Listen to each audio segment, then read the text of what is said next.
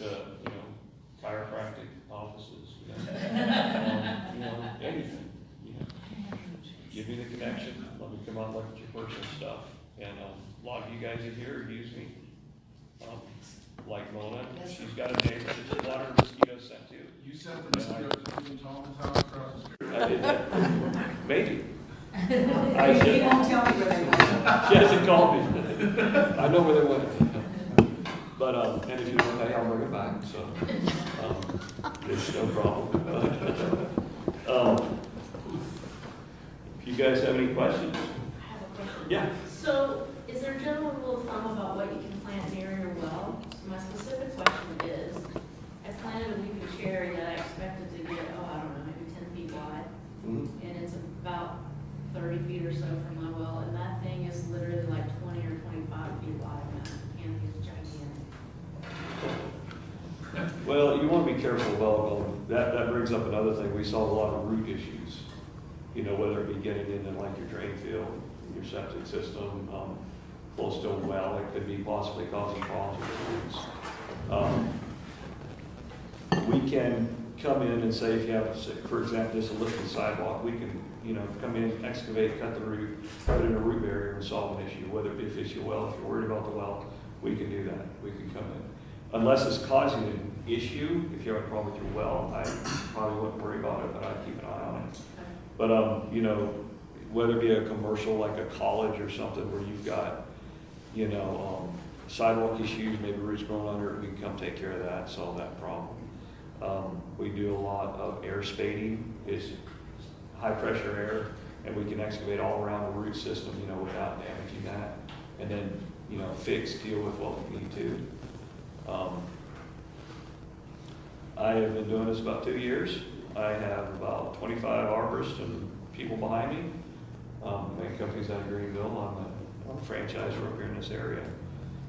I've learned a great amount, and I always have more to learn. I don't have all the answers, but if I don't know, I'll find out and get right back to you. What's a root barrier? A Like root piece of barrier? metal or something you put in there? Well, there's several different kinds. Some of them have like, it's typically like a plastic type material, and it has different products on it. Sometimes it, cause the root to stop and go back the other way or just stop, So typically, there's several different kinds, but it keeps it from continuing on. So a lot of, we use those a lot of times if we have sidewalk issues or, something getting into a foundation. So. Will you, if people want to get a tree, will you come out and look and advise them like the best place to plant it and things like that? I can. We also do consultation, Okay. Just on an hourly basis. So we can come out and we can do, we do tree inventories from, huge college campuses to city streets too. We'll come out and look at, what type of tree you would like, or, you can say, hey, this is what I like. What do you recommend? We have families that want to do that, put their loved ones' cremated remains and grow it into a tree. Yep. And Yep. I advise them that, that's fine, but that tree's not warranted, so grandma could die twice. Yep. Now, That's cold. yeah, we don't want grandma to die twice, and from what I understand, the ashes are very acidic. So you have to put them with a different product, and there's companies that make little urns that have products or material in it that help to counteract that acidity that's going to hurt a tree. Mm-hmm. So we do have many trees in the Hendersonville, Asheville area that are memorial type trees people planted for loved ones that we take care of also. So there's just really a myriad of different things. And I mean, I think Line of there's, business that I know. help Granny grow business or something. That's right. Yeah, I guarantee you that. Yeah, yeah, so we can do That's something you that. don't think about. I think about it, and I tell them. You just been locking us in. I'm like, what if your loved one dies again? I mean, that's just, I know, that's a good or if you're point. gonna move grandma when you move. I mean, do you Yeah. wanna leave grandma there, or do you wanna move her Yeah, to how your long new you plan home? on living here? Did you No. save the ashes or? Exactly. So, So you could live in that house. How does your pricing work? Is it based on the number of trees in your yard, the size of your yard?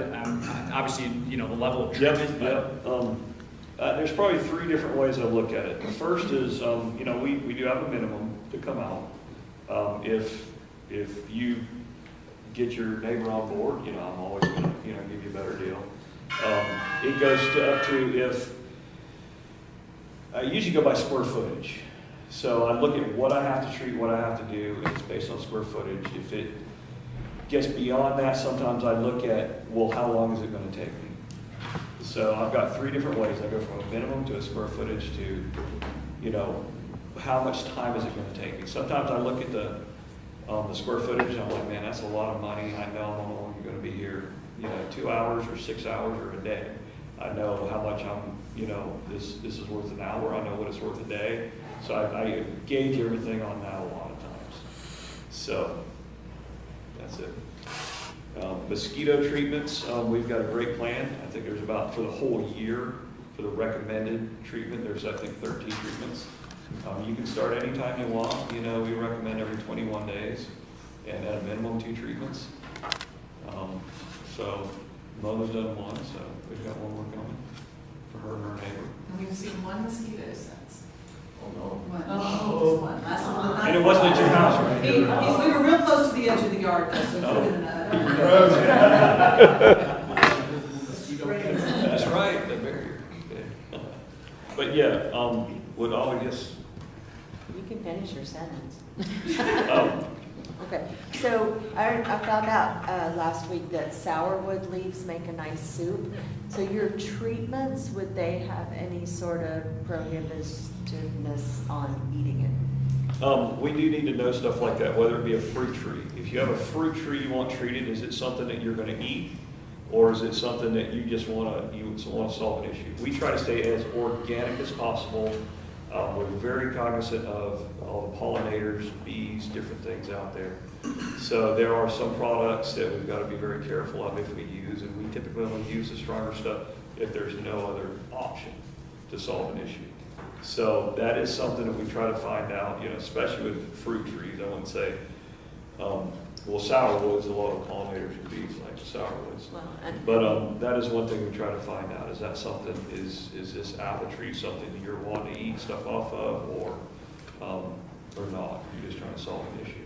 So we do try to find that out. So. Any other questions? You guys, I'm sure, all have trees.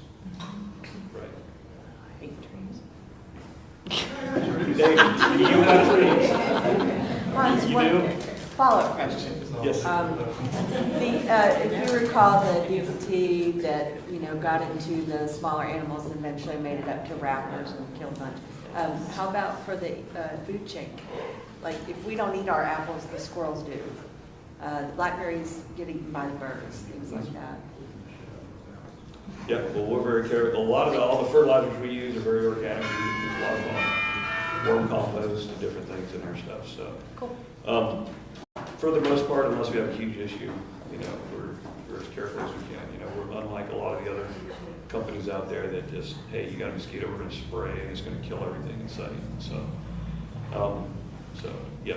And I mean, with that also said is, I've got a little 10-month-old baby girl at the house, and I don't want to be out using something that I could bring home and be around her. So, I'm very cautious of it too. So, yeah. Great job.